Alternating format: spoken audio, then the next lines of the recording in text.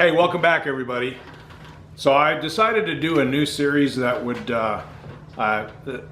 help the average guy out there. It's actually sparked by one of my viewers that had some questions. He was actually rebuilding a Chevrolet small block engine on the tailgate of his truck. So I thought I'd go buy a core and just do a tailgate rebuild because it is something that you can do. So this engine, I paid $300 for it. It is a 1993 TBI motor, and on this we're just going to put something decent together for just like a cruiser, street rod, whatever. Four is that it's out of a TBI. It has throttle body injection heads, which are, as you know, are not that great. But the one thing that you want to look for is these pedestals in here that have tapped and drilled holes. That means that the block is compatible for a roller cam. So you can upgrade this and put a factory roller in it for a pretty decent price. And it also has, the center bolt valve covers. So we've got a fairly decent, we know that this thing was running because I bought it from a friend of mine who pulled it out of the truck. And one of the things you want to look for back here, now this is a one-piece rear main seal block, and the seal housing was missing, so we're going to have to get one of those. But when you buy one of these, you want to look on the left-hand side of the motor back here and make sure that it says 5.7 liter. It is possible you could get one of these that says 5.0. They're really hard to tell apart, so you don't really want to get the 305. So you can see, if you look right here, this says 5.7 liter. That's what you're after on these. And so I'm going to go ahead and take this apart on my tailgate, and I'll walk you guys through the process. One of the things that I would say is you really need to have a good local machine shop that can help you get everything cleaned up and possibly machining or whatever it needs.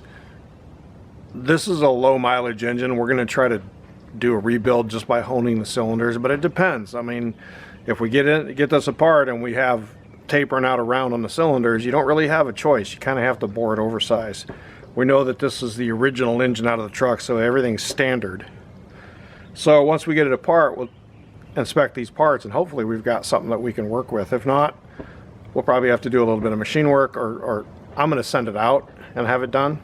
I'm not going to do it myself, just because I want to be realistic about this as far as what you're facing if you're actually taking this apart in your driveway, on your tailgate, or wherever. So we'll go ahead and get started and get this thing apart, and then once we get into it, we'll figure out what we're going to do with this thing. Here we go. All right, so the next thing I did, guys, is I bought this toolkit at AutoZone because I wanted you to see the simplicity. I have tons of tools. I have rollaways full of tools, but I wanted to make this build something that the average guy could do with just a basic set of tools. It's really all you need. Now, another thing is I got this tarp here at Harbor Freight, and I think I paid $6 for it because it was on sale. Wherever you're working on this motor, a lot of times engines are going to have, residual oil and maybe some coolant and stuff, and also chunks of carbon and so forth. You really want to put like a tarp down or something to pick up. And then of course the tarp is so cheap, if it gets contaminated with oil and sludge and crud, you can just wad it up and discard it when you're done. So alright, so the next step is we'll get the valve covers and the heads off and see what we're looking at inside this thing.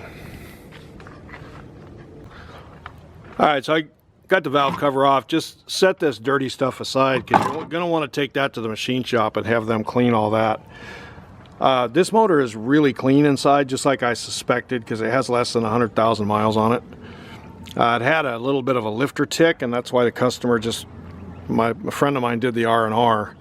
Customer said he just wanted a new crate motor, but this engine was well cared for. It was running good. Also, you want to take a look at the casting number.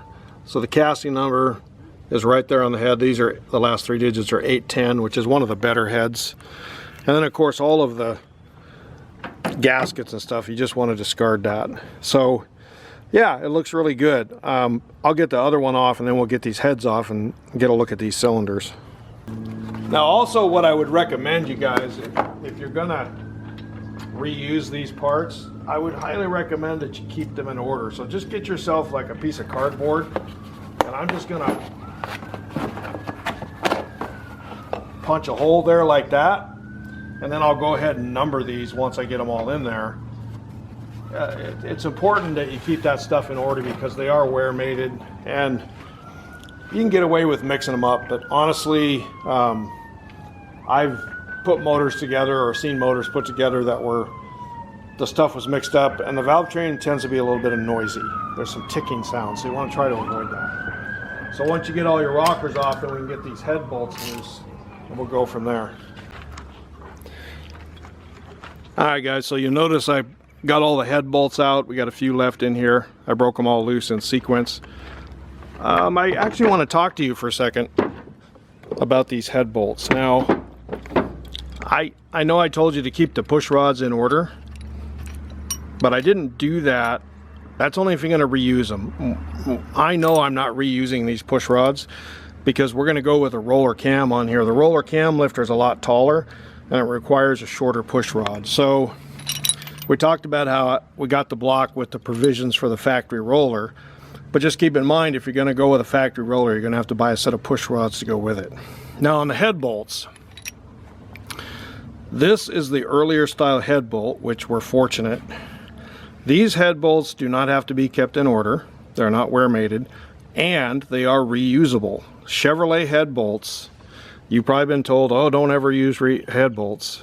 Chevrolet factory head bolts, the earlier style, are extremely strong. They're really high grade of bolt, and GM says it's perfectly acceptable to reuse them. Now, here's the rub on that.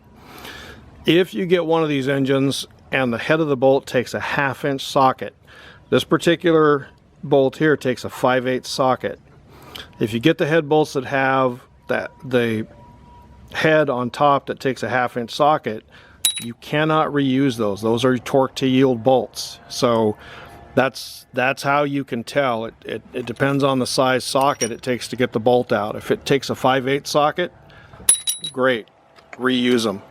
If you need to, if the head of the bolt takes a 1/2 inch socket up here instead of a 5/8, do not reuse those bolts because they're torque to yield. They're one-time use only. And they went to that, I'm not sure what year, I think it was late 80s, early 90s, they went to that torque to yield stuff. So, all right, so I got all of, now as far as the rockers go, remember I told you to keep these in order. What I do is I just leave them on the head. That way when it goes to the machine shop, they clean the head and it cleans the rockers and everything at the same time, and they stay in order. It seems to work out really good. If you were going to reuse the push rods, you would want to put these in the cardboard. All right, so we got all the head bolts out. These heads can be a little bit tricky to get off here, but I usually take a pry bar in here and just kind of pry it off here. So I'm going to pry that off there and see what we got.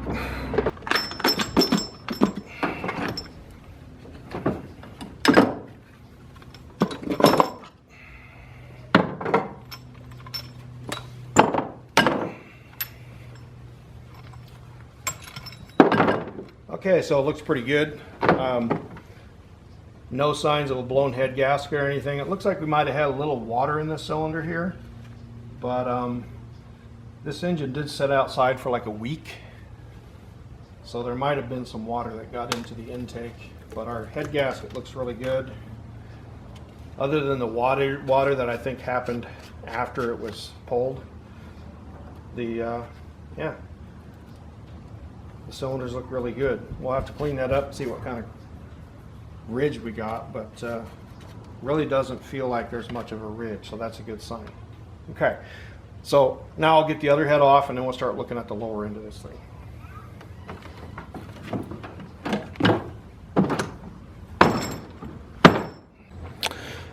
Okay, so I got the other cylinder head off now, and there is some rust in a couple of these cylinders, but like I said, this thing sat out in the rain for a few weeks. It doesn't look like it's deep, it just looks like surface rust. One of the things that I want to do is I want to get something on this and make sure that it rotates. If not, spray some WD-40 in there a little bit. Make sure the thing rotates, because you got to get it to rotate to get it apart. And the rest of these parts we're all just putting on this skid here because we're going to take them all to the machine shop. All right, so the next step is going to be to turn this engine upside down. And be aware there may be coolant or some residual oil or something. There's no oil in this because there's no pan on it, but you could have coolant in it. So just be aware of that. And again, that's why we put our big drop cloth down here. I chose to do this at my son's house out here in the country, mainly because there's literally no tools here except what I brought with me. So I wanted this to be realistic. I didn't want to shoot this and show this set of tools and then have a big old rollaway full of specialty tools. I wanted to do this so the average guy can do it. So this is literally all the tools I have. In fact, I'm going to have to go to AutoZone and rent a puller to get this off because I do not have a balancer puller here. So I'll flip it upside down. Actually, I'll probably go get that puller and then we'll get this upside down. Now, one thing I would mention is don't take the lifters out the top. Leave those in. Once you get the whole bottom end apart, you want to push the lifters down that way and get them out, because if they're a little bit mushroomed on the bottom, they can damage that bore if you try to pry them out this way. So just go ahead at this point and leave the lifters in. And the next step is we'll get this balancer off here and look at the bottom end. Okay, so this puller is the crow's foot type. I got it at AutoZone. You could just rent it at your parts store. Got the engine turned upside down, and like I suspected, there was quite a bit of coolant that came pouring out. So fortunately that, and again, that's why we have the tarp. One bonus that we do have here is that this is a 4-bolt main. So the bottom end looks good, and I did get it to rotate. I put a little bit of PB blaster in the cylinders where they had the rust, and the thing just turned right over. Like I said, I knew it was surface rust because I know the history of this. But now the next step is we just we take our balancer off, and then we can get the timing cover and look at the chain and start disassembling the lower end.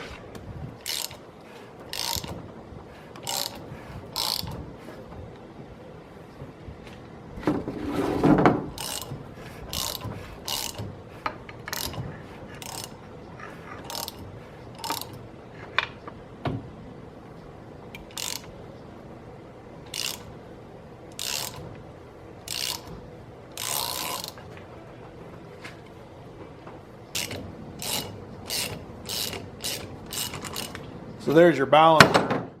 It was like 30 bucks for that puller. Plus when you take it back, you get all your money back. So it makes taking that balancer off a snap. Now you can get your timing chain cover off. That's just a 3/8 or a 7/16 bolt there. And we'll go ahead and get the cover off and take a look at that chain.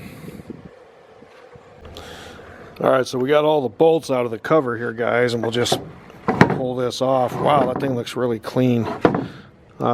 Yeah, the chain has a tiny bit of slop, but not bad considering its age. It actually looks pretty good.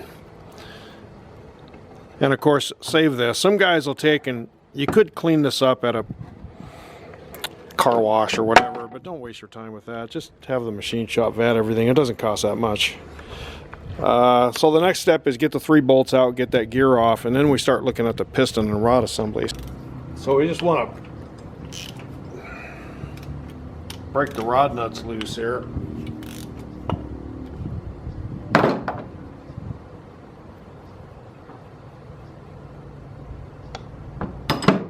It's always a good idea to take that nut about halfway off and then just tap it like that.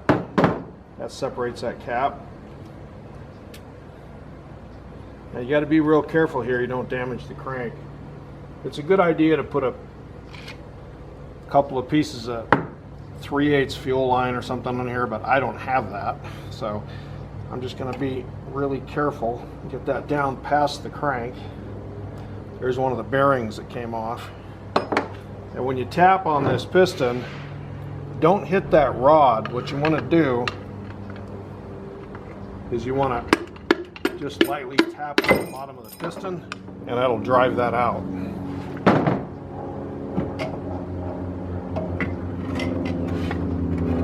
See, we got our piston and rod assembly here. Of course, we're going to replace these pistons.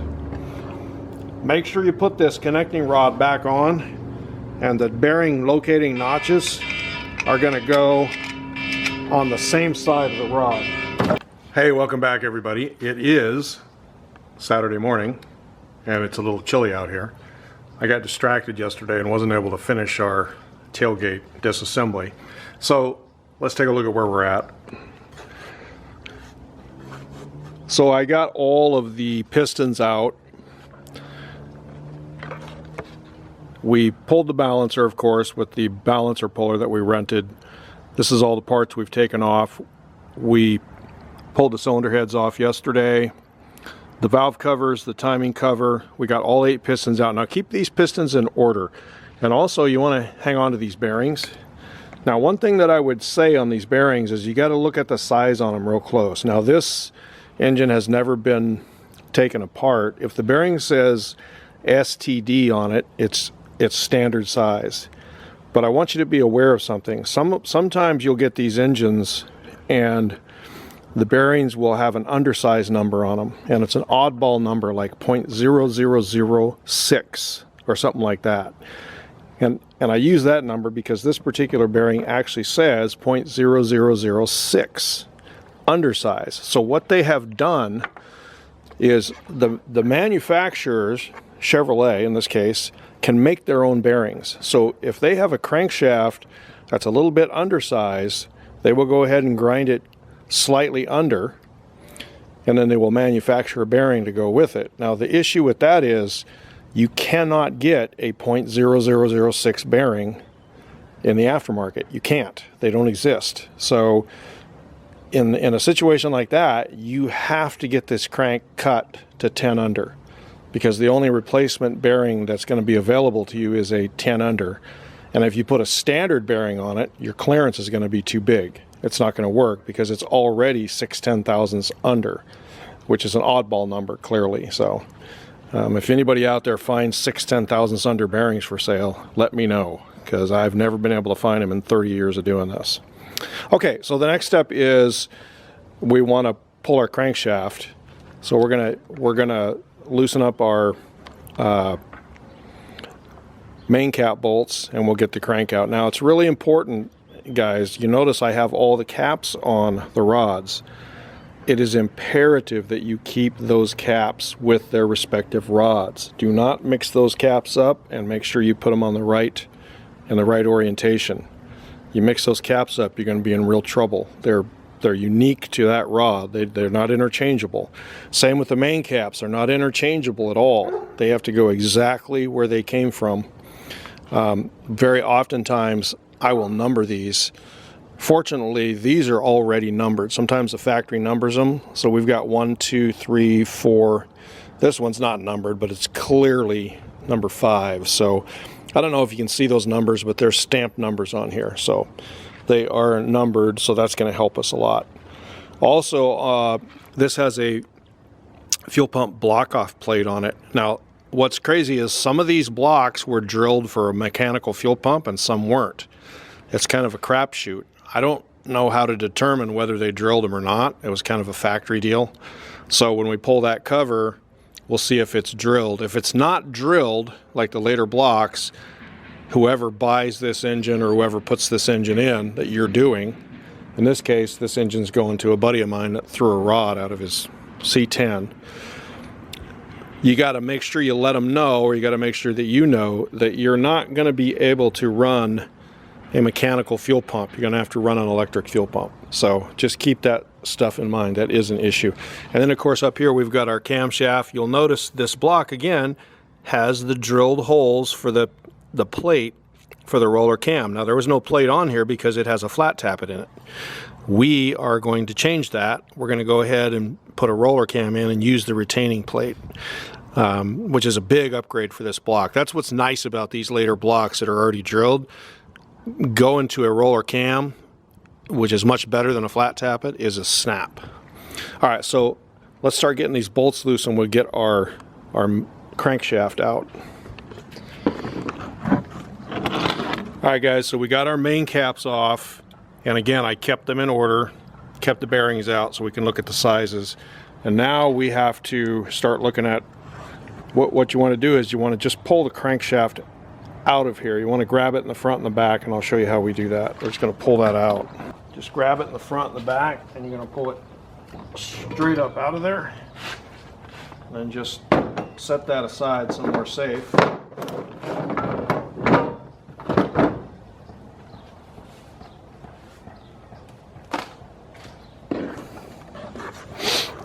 And now you can see we've got our upper bearings that are still in the block and the camshaft.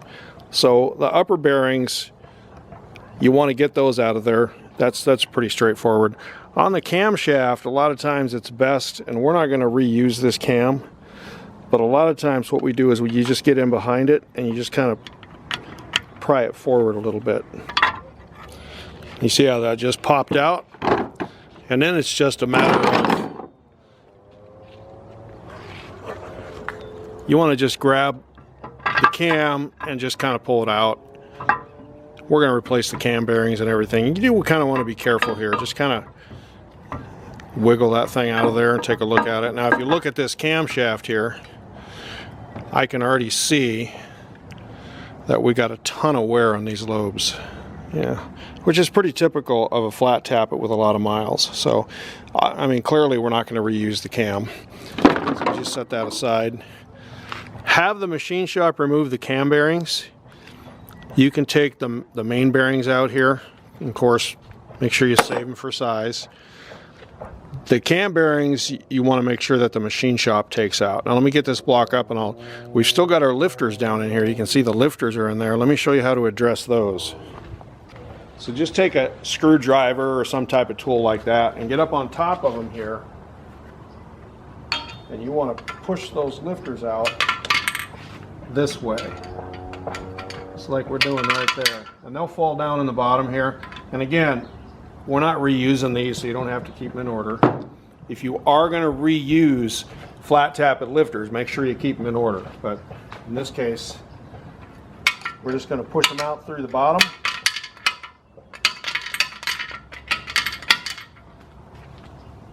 Do one side at a time and just pull these out and discard them.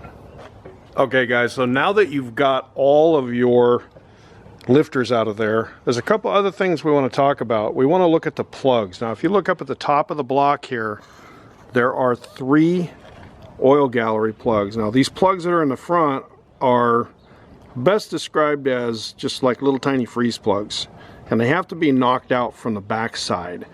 And I'm going to show you how to do that. So to do that, we're going to lay the block down and look at the plugs in the backside, because they are threaded, and we can get those out if we do it correctly. Okay guys, so now we're looking at the back of our block. Now what you'll notice is the factory plugs here have a square hole in them. The design of that plug is made so that you can use a 1/4 inch drive ratchet or ratchet and extension. Now you don't want to just put this in there and start reefing on it, because these are usually pretty tight, and a lot of times you'll just twist your tool off in there, and then you're going to have to drill them out. The thing to do is take a torch and heat up that plug. You just want to heat it for a minute or so, about 60 seconds, and that heat gets in there. And what it does is it helps to loosen that plug up, and it will usually come right out.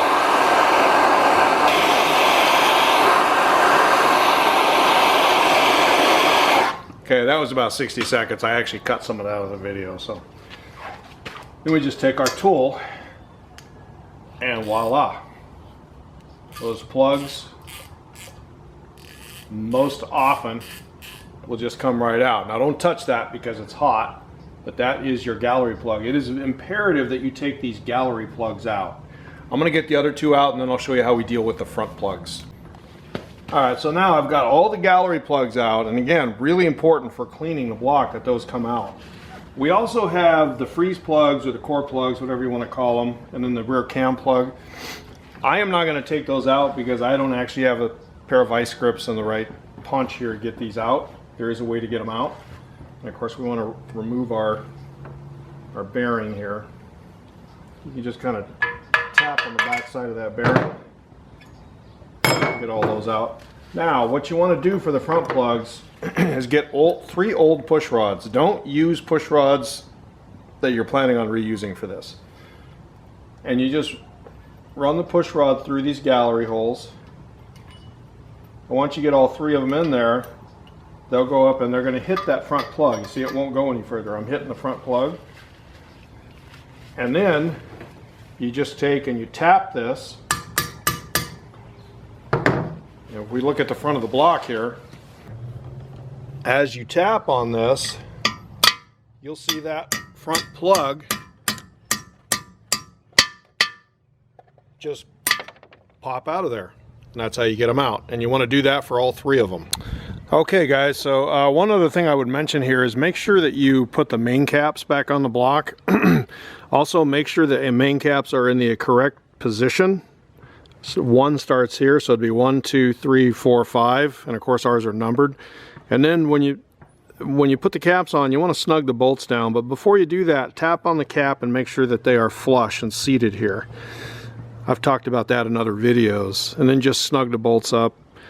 And now we are ready to go to the machine shop. And one other thing I would mention, especially if you're at somebody else's house, man, clean up your mess. Wipe your tools down, make sure they're organized. I got a little bit of oil spill here and made some light footprints. I'm going to clean all that up with some kitty litter. Make sure your whole area is clean. Now the back of the truck will actually get pretty messy. Once I drop this off, I'm going to get rid of all of the extra garbage and everything and the engine parts. And then I'm going to go to the car wash and I'm going to thoroughly clean this bed. So you want to be as clean as possible because the nature of building an engine is dirty anyway. So one thing that really helps is if you clean as you go and make sure you don't leave any messes. That's especially important when we get the engine back after everything's been cleaned. We don't want it exposed to any dirt or grit or sludge or anything like that. So while our engine is getting checked out at the machine shop, we're going to do some cleanup, and then once I get it back, we'll continue with this video and we will rebuild our engine on the tailgate of a pickup with a set of hand tools.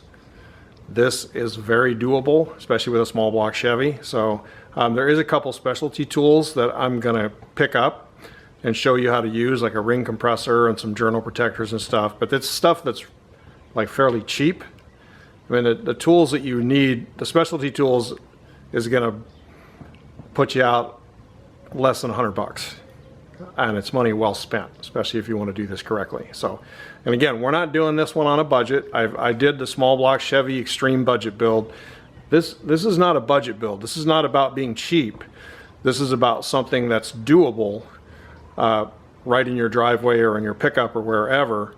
And so I'm gonna get this thing going to the shop and I'll be back.